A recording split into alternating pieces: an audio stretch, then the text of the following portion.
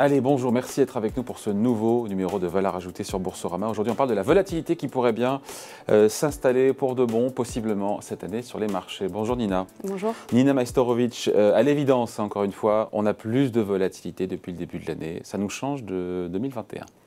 On a plus de volatilité en ce début d'année et je dirais qu'il y a un facteur qui est assez différent par rapport à l'année dernière où le marché était plus, je dirais, partagé entre la thématique de l'inflation et l'évolution de la situation sanitaire. Aujourd'hui, le marché il est presque exclusivement focalisé sur les messages délivrés par les banques centrales et plus précisément la volonté de la Fed d'accélérer son tapering. Ouais. Comment ça se traduit sur les marchés? Encore une fois, ce surcroît de volatilité, de variabilité des cours. Ça se traduit via plusieurs éléments. Sur le côté obligataire, ce qu'on a remarqué et ce qu'on voit depuis maintenant plusieurs semaines, c'est un aplatissement qui a été très marqué de la courbe des taux, qui veut dire quoi? Qui veut dire que la partie courte, donc notamment le 2 ans, qui est plus sensible aux évolutions des politiques monétaires, a tendance à fortement réagir et à remonter, notamment suite aux annonces récentes de la Fed. Et donc l'écart, ce qu'on appelle le spread entre le 2 et le 10 ans, a baissé et est aujourd'hui aux alentours de 60 points de base.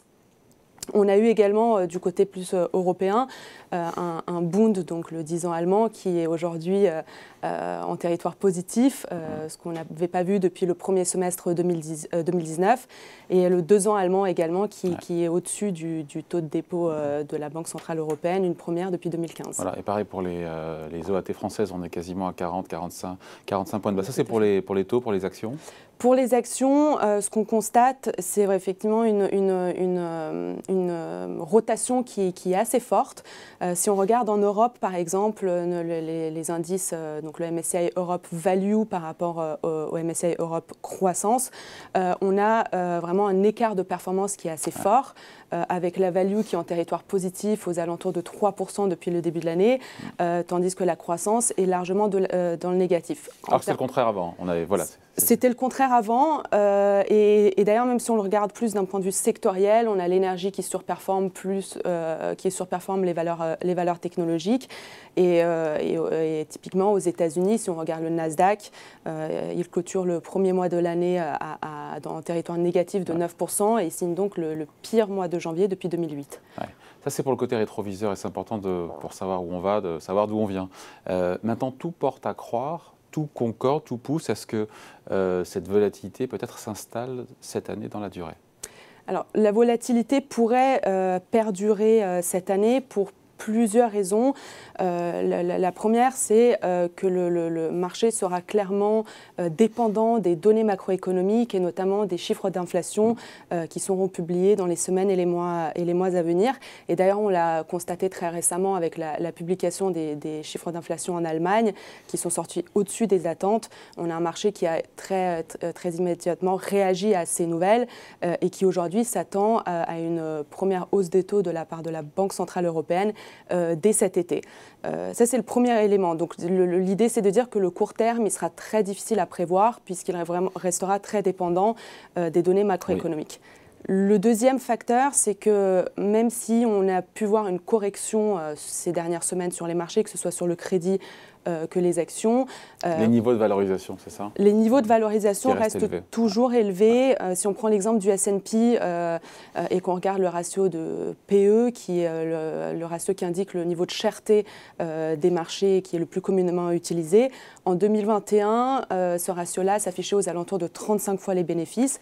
Aujourd'hui, on est entre 32 et 33 fois les bénéfices. Donc c'est un peu moins, mais ça reste quand même assez tendu. Hein. C'est un peu moins, et ça reste tendu. Et surtout, si on regarde dans le rétroviseur et dans le passé, dans seulement 9% des cas, on a eu un multiple aussi élevé depuis 1990. Donc on reste sur des niveaux chers. Voilà, donc ça incite évidemment à la prudence. Mais c'est aussi une source d'opportunité quelque part, cette volatilité, parce que ça donne des points d'entrée aussi pour certains. Et puis, il y a toujours de la valeur à aller chercher. Faut-il fouiner un peu, quoi, hein. Tout à fait. L'idée, c'est de dire, comme vous le dites si bien, c'est que ça permet d'avoir des points d'entrée qui sont intéressants. Pour autant, je dirais que 2 facteurs sont clés pour aborder cette année. De maintenir une vision longue de l'investissement, puisque le court terme sera très difficile à prévoir, et d'être extrêmement sélectif dans un contexte de plus forte dispersion, que ce soit sur les marchés obligataires que sur les marchés actions. Ça veut dire quoi être sélectif, Nina? Ça veut dire qu'il faut être particulièrement vigilant sur les fondamentaux des entreprises, faire le tri entre les sociétés qui seront capables et qui sont capables d'avoir un business model qui est résilient, qui peut faire face à une hausse des prix.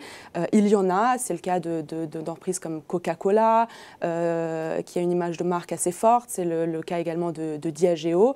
Et puis il y a ces entreprises qui vont avoir plus de mal à faire face à cette remontée des prix et donc on va avoir un écart entre les meilleurs et les moins bons qui va continuer à se creuser. Et d'ailleurs, on le remarque déjà depuis le début de l'année. Donc les boîtes qui ont du pricing power, c'est ça en fait, qui ont cette capacité à faire passer ces hausses de coûts dans leur prix. Il y a d'autres critères sinon pour trouver ces entreprises, encore une fois, de qualité? Il y a les entreprises qui ont également des fondamentaux assez solides, qui sont capables aussi je dirais, encaisser une baisse des marges sur le court terme. C'est notamment certaines entreprises dans le secteur de la consommation de base.